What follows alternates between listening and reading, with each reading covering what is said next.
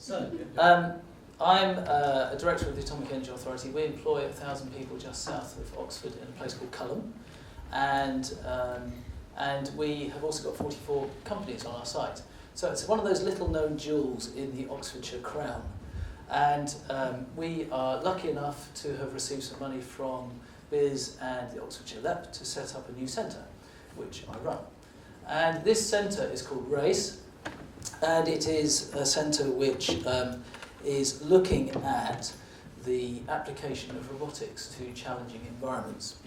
I'm actually going to talk about the Smart Cities piece, which we'll get to in a minute, but I thought you might like to look at a few of these things, and they featured in the video that was shown by Nigel and colleagues earlier. So this is what we're up to. We do fusion research, and this is one of the wackiest things on the planet that we're trying to do.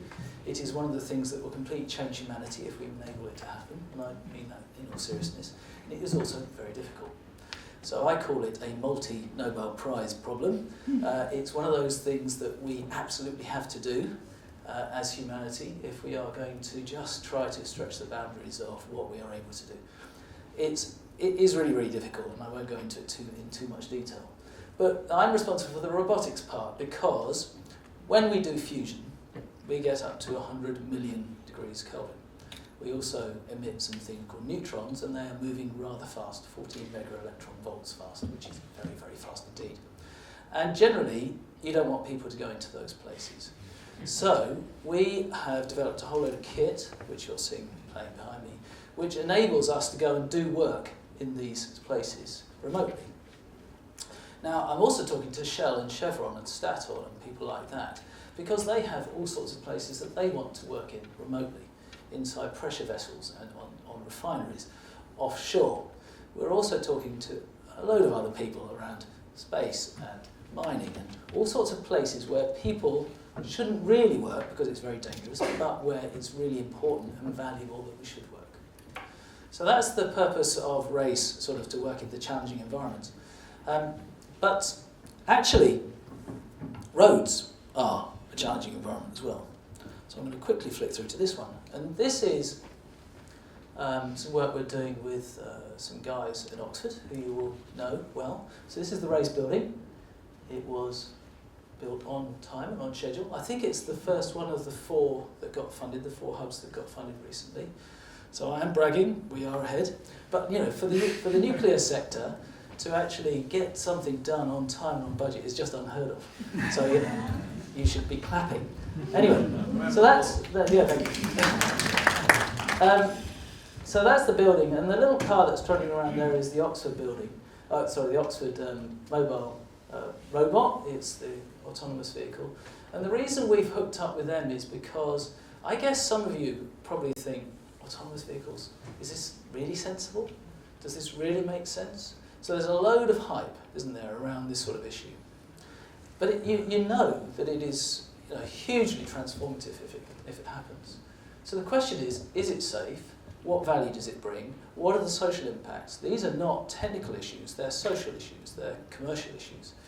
And so what we're aiming to do is to provide the Atomic Energy Authority site of 10 kilometres of roads and a whole load of people, I won't call them guinea pigs because they're not going to be, but to actually construct a whole series of tests to evaluate this stuff, to generate the evidence for regulators, for insurers and the like, so that we can make progress towards doing this stuff for real in the UK, in Oxford, in Oxfordshire, but doing it safely and doing it correctly.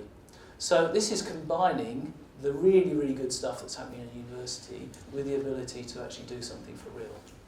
Now, when we talk about this sort of stuff to the Prime Minister's team and the Cabinet Secretary and the permanent secretaries, they get it. They know that this is really transformative, and the key point is that we have to generate the evidence. Now, I've also been involved in writing the UK's robotics and autonomous systems strategy, and that's been real fun because it draws you into the wider debate around these technologies and how they will impact on society and how they will create jobs and growth in our communities. And the big conclusion at the end of that work was that we need to root this sort of technology in the UK. And the question then is, well, how do you get something which is so mobile, which is being competed for around the world, China, Japan, America. How do you get it to stick in the UK? And our view is that you have to establish what we call assets. So these are places which draw people in. So these roads are effectively a robotics asset. They enable us to do testing in a safe and managed way, which draws in the Jaguar Land Rovers and the Nissans and the researchers from various universities, including Oxford. And that is a really good way of actually making things stick. And if you can make them stick, you get to nucleate clusters. If you get clusters, then you get investors. And over the next 10, 20 years, we have to make sure that some of these things really stick in Oxfordshire. Now you're looking at this thing.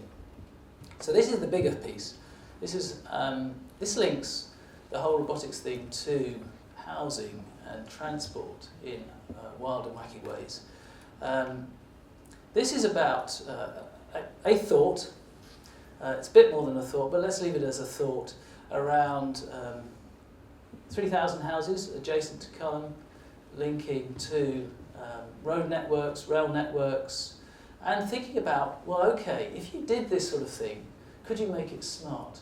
Could you make it the place which allows you to see whether digital health works? Could you make it into a place which allows you to explore the challenges of autonomous vehicles or truly integrated transport systems with rail and road? There's thoughts around Abingdon Parkway and all sorts of wacky stuff that is really quite exciting.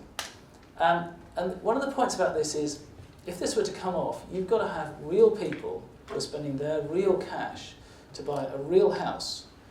And that sense of reality, that engagement with real people, real people's lives, is vital if we're going to draw the innovations out of the university, out of research centres like mine, into the wealth-creating, life-enjoying world.